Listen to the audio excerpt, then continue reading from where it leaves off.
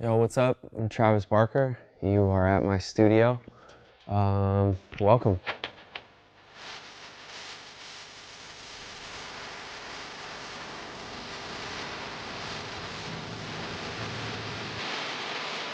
So I've been here about 3 years now. When I built this compound, it was supposed to be used for the psych wall, was to record videos. We'd practice in Studio A live room. We'd record our albums here. Yeah, every time we get ready for a tour, we're here for like a week and a half, practicing every day. And I really love the vibe of the studio to just be really plain. So there's always kind of a clean palette and you're not too influenced by anything you see on the wall, especially in the writing rooms. I don't like anything on the wall, but out here it's a little more fun. You know, you come out here and like ping pong wars or, you know, play basketball. I love BMX bikes. It's my childhood. Like I grew up skateboarding and riding BMX bikes. I have a bunch of SE 26s, 29 inchers. I've just kind of collected over the years. Yeah, the fuck sign is the flaming fuck sign that was on many Blink tours. Around the time we thought it was so funny, everyone would have these elaborate production pieces going out with them and all we had was a fuck sign that lit on fire. But it worked, it did its job. The way Blink albums were written, it's a different style of production than what happens now. The songs would be written, we would just go in and record with them. How can we make them sound as good as possible? Well, let's record at Conway and let's make sure we have the best room. Make sure you have the drum doctor there. Trav, you're gonna come in and you're gonna record all your drums in one day for the entire album. That's how it'd go. And then I'd usually be like, okay, you guys, see you in 3 months. And Mark and Tom would stay there for 3 months and record guitars and vocals. Yeah, at the time I was like new to the band. And if I had an opportunity, it'd be like, yo, the Vandals want you to tour with them. I'm going on tour with the Vandals, this is cool, you know? Obviously with their blessing, because they'd be like, we're gonna mess around with guitar stuff for a long time. You know, I did spend some time with Jerry and I saw the genius of Jerry. Once in a while he'd be like, Trav, these songs, there's no bridge, play a bridge. I'd be like, okay. I think that's what kind of made me start thinking like that. Just make up a part. Mm-hmm. So I'd either go to a cadence or a march, or Tom would be like, do one of those weird beats. And the weird beat is like a Latin beat, basically. You know, something with like some offbeat snares and some cool stuff on the toms or different sound sources. When I was there for some guitar stuff, he'd be like, you can play better than that. Like, play it right. Like, you can think of a better part than that. You can beat it, you know? Like, seeing him do that kind of stuff was really helpful, because me telling you, I think you can come up with a better part. Depending on who you are, your ego's crushed. So you have to be really careful with your choice of words, and he was very good about that, like making sure everyone's ideas were heard and challenge everyone to play as good as they could. I got to see Jerry's calmness in the studio, and I got to see his attention he paid to like tones and drum sounds, knowing if it's the right snare or if the right ride cymbal. I think that's where I first cued in on that. I don't take quite as long as Jerry did with drums. You know, he would spend more time getting drum sounds than it would take me to record the entire album. But I understood it.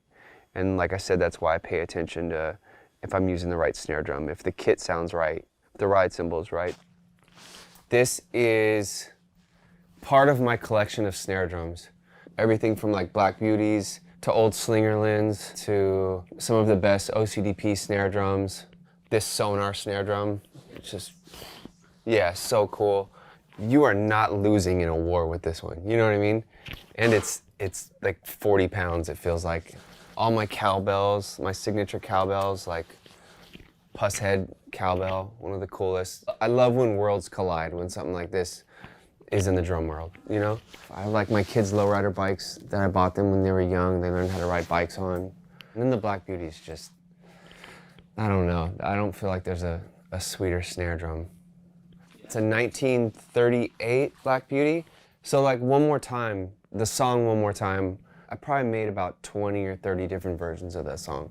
Like everything from like versions with huge outros with tons of drums and, you know, to the version that you all hear now that just has brushes, not even a kick drum. And the brushes are on that snare drum. I love all these snare drums, and And I don't know if you saw the collection of cymbals, but for producing, for me, it's the equivalent of a person who's producing in Ableton or FL or whatever they produce in, and finding like the right snare. That's a program snare for like, it is so crucial to find the right snare. And it's like that for me, like ride cymbals, hi-hats, and snare drums. If I wasn't recording albums every month, multiple albums, and I wasn't playing on everyone's songs, I wouldn't need any of this. If I was just playing in Blink, or if I was just practicing, like, I'll play on your drum kit. I'll play on her drum kit. I'll play on whoever's drum kit. It doesn't matter. Like, I never want kids to think like, you have to have the best drum kit. Like, I could play Blink shows all around the world on rental kits if I needed to. It's really about practicing, and you'll make any kit sound good. You take like the best drummer and put him on the you know, trashiest kit, he's gonna be great, you know?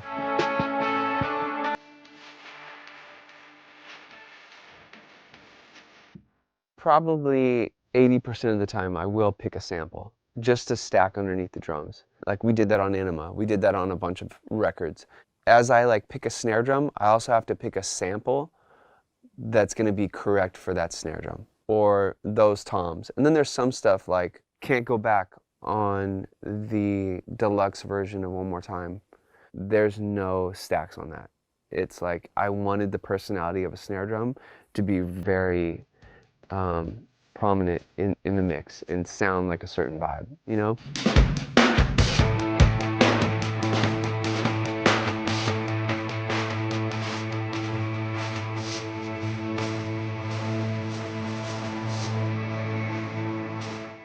Also, if you rely too much on stacks, why are you even changing snare drums? Why are you setting up different kits? A different snare drum with the same stack you always use will sound different, you know, if you balance it right. But for the most part, I like to lean on the sound of the snare drum. So this is Studio A live room. This is where we practice, we rehearse. We filmed a bunch of stuff during COVID in here. Like any TV shows Kels and I did, we did in here. Same with Kenny Hoopla. I got multiple kits. Sometimes there's 5 to 6 kits set up in here if I'm working on a project. This is my main kit. Like I've tried all different variations. Nothing beats this stainless steel DW. It's ridiculous. I actually just set up that 1960s Ludwig for something that kind of had more of a vintage feel. And I recorded 2 whole songs over with it, same parts, and this beat it. It's so good. Live, I love acrylic drums. But in the studio, like the stainless steel kit, it's so bright, it's so loud. I've recorded songs, exact same drum parts, against the stainless steel, and it wins every time. Entire One More Time album is this. Lonely Road, MGK, is this. A project I just did for Diaz is this.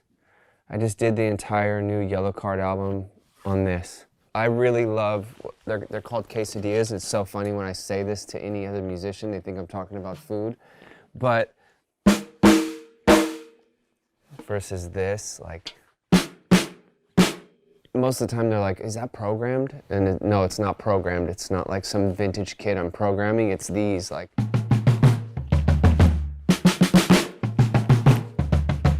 Like, it just sounds so good. And I don't, there's times where I'm like, oh, I should take them off, and I'll do it, and I'll take them off, and then I'll play it again, and I'll record it with these, and I always pick with them. The drums sound dry, and they sound like quick, and they don't take up too much space, and there's not a bunch of ringy, you know, drums that you don't want, like overtones. This kit is just incredible. Yeah, it has like the biggest snare drum I have on any kit here. The kick is just massive. In this room,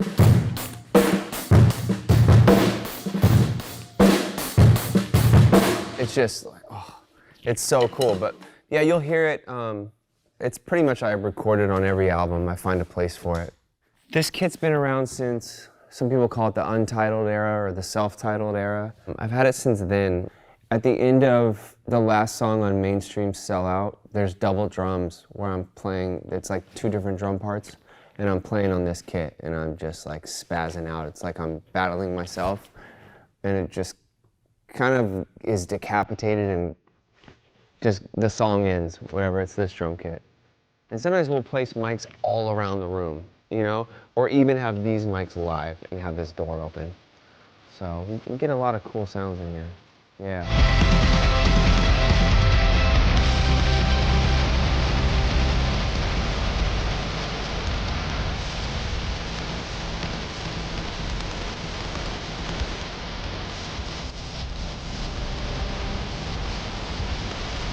I feel like the best preparation for any studio session is no preparation. They're all different. You can't predict what it's going to be like. If I go in the studio and I'm like, I'm getting in with you, I think I know what you want to do, and I put together some music that sounds like you 2 years ago, it's not fire. Like it's terrible, you know?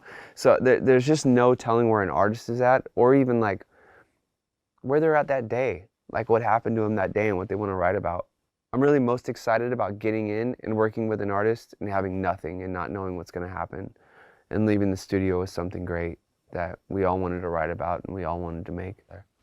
That's the majority of how it goes. Sometimes I'll dream it, or I'll think about it right before I go to sleep. Or I was at Disneyland and I like thought of something like, I gotta try this idea. I gotta flesh this idea out for Diaz, and I did, you know. And I came in and I presented that idea. And sometimes it's like that. Sometimes I'll just be like, you know what? Like, we're missing something up tempo.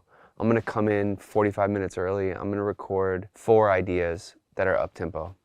See if the room reacts to any of them. Depending what it is, it might be like a tambourine might start it. I might just want, it's dancey. I might just start with 16-note tambourines and then play drums over it and then start adding things from there. It's all different. Sometimes it's an idea, sometimes it's a concept. Like with Blink, you know, I'm not gonna write a ballad for Blink that's about like a girl. It might just be like too basic, or we might have done it before. And I'm also, I think, cautious about like repeating ourselves or repeating myself. And like one more time, I was in with my friend Greg all day, and I was like, we were intentionally writing for Blink. You know, we were writing this song, and it was called One More Time, and it was originally relationship based. And I said, well, it just, you know, what makes more sense is how pathetic it is. It almost takes like this awful tragedy for our band to get back together or to be friends again. It's always some awful event happens, and we, you know, that's what it takes for us to be a great band again.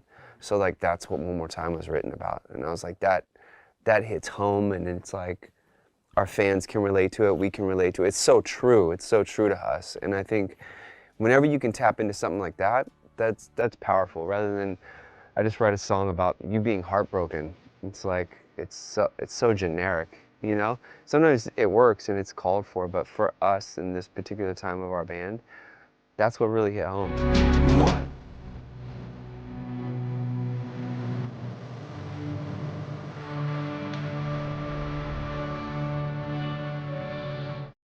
And it's hard for me to present stuff that's done. Yeah, like One More Time was done. Like as far as like I have my complete idea fleshed out. So I didn't know what to think. I was like, they could just be like, what is this? Whatever, this is. And everyone heard it and they were like, this is really, really good. I remember Tommy and me, he was like, this is really, really good. I'm listening to it with my wife in the car and she's like emotional. And I'm like, oh, that's the best, you know?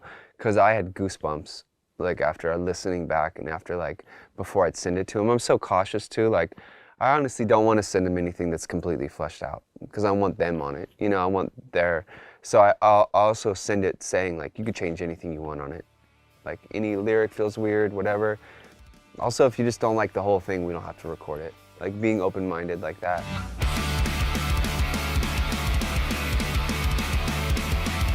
Yeah, so this is the control room for Studio A. This is where 99% of the recording goes on here. This is the smell of my studio. Like, some people have smells of studios. This is the smell of my studio. It always smells like wood's burning somewhere.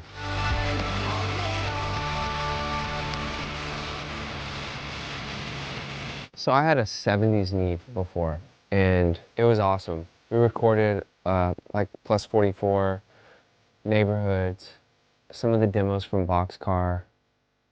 We recorded a lot of stuff with it. It was tricky though, it's a 70s Neve, so some days we'd all show up to play and work, and it just would be like, well, I'm not working today. And I'd have to have some wizard come through and spend days with it to get it working again, you know? There was like one guy that could fix it. I couldn't rely on it anymore, you know? It wasn't consistent. And when I moved into this studio, I contacted Neve and they were like, we would love to have that board. So if you want to trade the board in, we'll give you credit, you know, we'll make you a deal on this. So that's what I did. But I needed something that was just reliable, that could work every day. Nothing sounds like that board did. It was awesome. This is the bass. It's called the Star Bass. Pretty generic name, but from the Pop Disaster Tour, me, Mike, and Billy Joe from Green Day would jam all the time. At the end of the tour, Mike was like, dude, I want to give you this bass. Like, I just want you to have it. And I was like, wow, this is so cool, right? Who knew it was gonna be something that's used every day in the studio? I gave him a snare drum in return. Anything besides pretty much a Blink album, because Mark has so many basses that he's really like in love with, everything we've like recorded here is this bass. You know, we've only changed the strings one time, and we go to it because it's kind of dead sounding in a great way. It doesn't poke through too much, it's not too bright, but yeah, this is the go-to. The go-to tom guitar that we use a lot is this one. I've had it forever, like since when these came out, he gave me it. And I've used it on a bunch of stuff. Lately, this is my go-to keyboard, this Novation. This is every time you hear low end on an album, it's this Moog. Usually the same setting, the percussive bass one. Yeah, that's my go-to. This Tascam we've been experimenting with, getting like really cool guitar tones, even running drums through it, bass, vocals, sometimes even using it as sort of a master. And if you're going for something like more indie or you just don't want it to be super polished, it just adds a lot of character. Being in sessions, listening to songs, not trying to do the same arrangement over and over again, and trying to be creative with the arrangements or the bridges or the middle eights or intros, and not every song having the same arrangement. I think that's what initially started my production. Probably started in the Aquabats when we'd be writing. I mean, it'd be like if we were all in a room together and we're stuck and we're like, what comes next? I'm like, what about something around this or whatever? You come up with the drum part, or it could be like someone coming up with the guitar thing, or you humming something as an example of what should come next. I think when I got in Blink and we worked on Enema, and I was definitely taking aim at writing with Blink from a lot of different angles, not just listening to punk rock bands. So when it came to arrangements, that's what I would really cue in on and be like, hey, here's an idea for a bridge, or why isn't all the small things like down tempo? Why isn't it slow? And why isn't, you know, Stay Together slow? And, you know, or some stuff. I mean, Stay Together came from a drum beat. I just said, I have this idea for a song. I'm gonna record all the drums for it. Let's record the music later. You know, some things start like that, you know?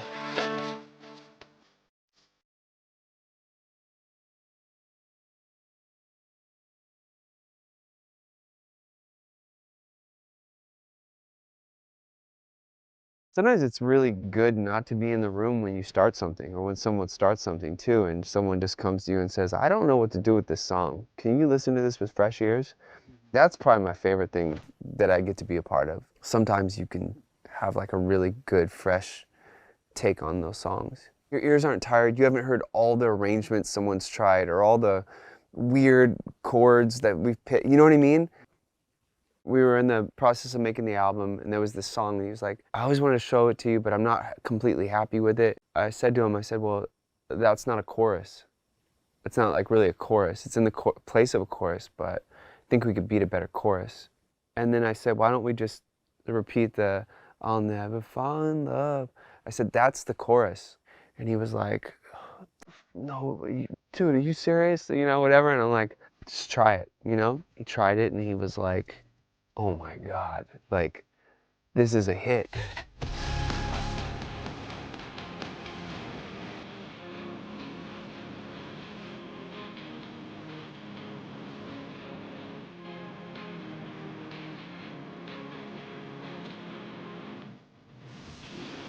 It doesn't go for every song, but I think a chorus, I like simple. I like something that's repetitive. I like something that I can sing along to, even if I'm not a big fan of your music and I go to your concert, and it's just catchy. And then it was also production. It was like, it was sort of, it was sort of in the new metal genre when I heard it, like sonically, and I was like, the vibe is off too, you know?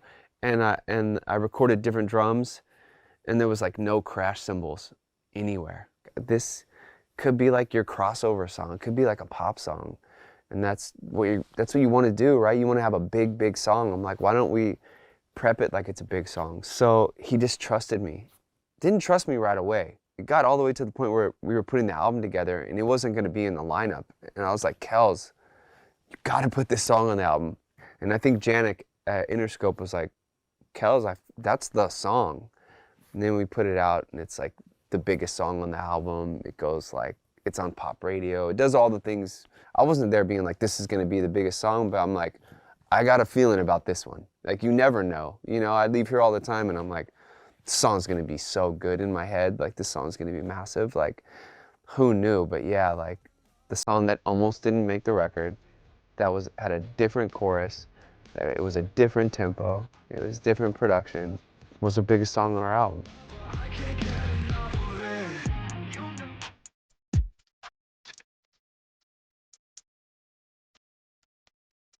Okay, so it was really important I had a gym here.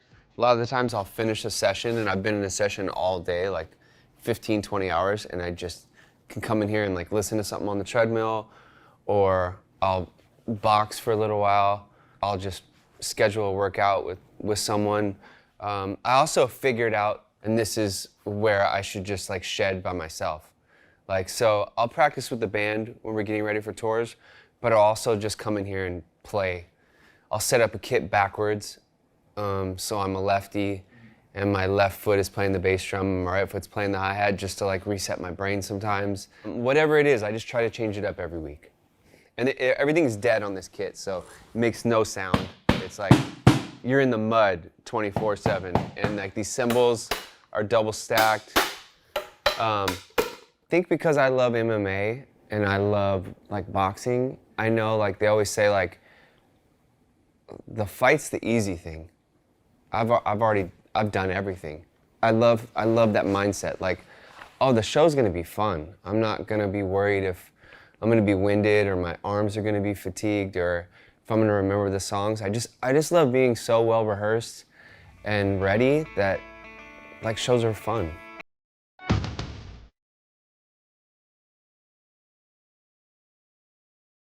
You know, I've recorded, I've written on the record. I've done all of like the pre-production where I like listen to everything soloed. I listen to every bass track soloed. Whatever I'm looking for, I do all that stuff. Then I really feel comfortable sending it off to get mixed and trusting the process. I really respect them as mixers, and I'm going to them for a reason. I find that when you try to do everything, you're weak in some places, you know? So this is Studio B. A lot of the times if we're working in Studio A and we're recording live instruments and we already have a track, someone could be in here writing or recording their vocals. I even have some people who love recording their own vocals. There's a bunch of great guitars in here. Love the Tom Starcaster. So we use the OG one a lot, like the brown one. We use it all the time. It's like one of my favorite like go-tos. I also have this new DW Roland kit where I can put my own sounds in, kind of just get like drum parts, like temporary drum parts in that will work for the song until I go in there and record them for real. I've also used these drum sounds, the stock Roland drum sounds. I used it on Lil Nas X album, and I recorded live drums, and these drums beat it. The perfect snare drum, the perfect ride. And be like, there's an energy with that first one. And sometimes there's a real magic in just what you record the first time through. Even if you play it exactly like you played it, there's just a magic, and it just worked. Why fix it if it's not broken?